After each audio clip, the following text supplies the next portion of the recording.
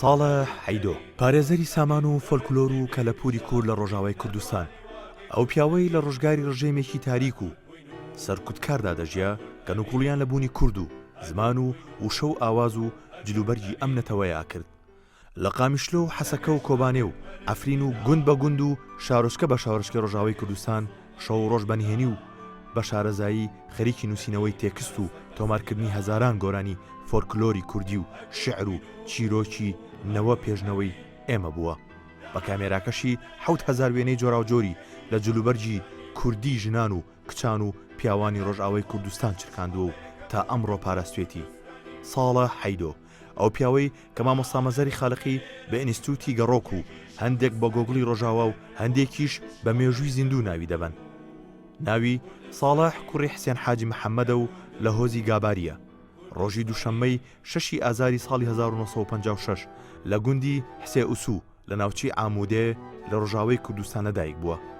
90 کتێبی چاپکراوی هەیە، وەکو 20 کتێب کۆکردنەوەی گۆرانی فۆلکلۆری کوردی، 20 کتێب کۆکردنەوەی چیرۆکی فۆلکلۆری کوردی، 26 کتێب بیراوەری و تێبینی ڕۆژانە، 4 کتێب لەباری زمانی کوردی، 12 کتێب گۆرانی منداڵان، 10 کتێب چیرۆک و ئەزمموی ژیان، 2 کتێب لەسەر دابوو نەریتی کورد، 2 کتێب کۆکردنەوەی تەتەڵی زمانی منداڵان و 15 کتێبی شعر.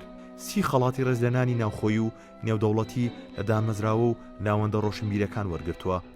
لە ساڵی 2004ەوە پەیوەندی لەگەڵ ئینستیتوتی کەلەپوری کووردا پەیدا کردو و دواتر وەک نوێنەری فەرمی ئەو دەستگایە دەست بەکار بووە. لە ساڵی 2016ەوە مامۆستای ئەدەبی کلاسیک و زاراوەی کوردیە لە بەشی ئەدەبی کوردی لە زانکۆی ڕۆژاوا.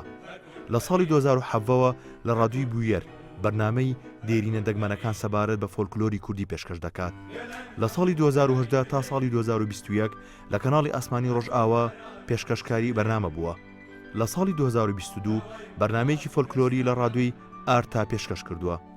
تێزی بەکالۆرۆسی ئەدەبی کوردی لە زانکۆی ڕۆژئاوا وەرگرتووە. 14 لە کتێبە فۆلکلۆرەکانی لەلایەن ئینستیتوتی کەلەپوری کورد لە شاری سلێمانیەوە چاپکراون. بابەتی لە 6 گۆڤار و ڕۆژنامەی کوردی لە ناوە دەرۆی کوردستاندا نووسیوە.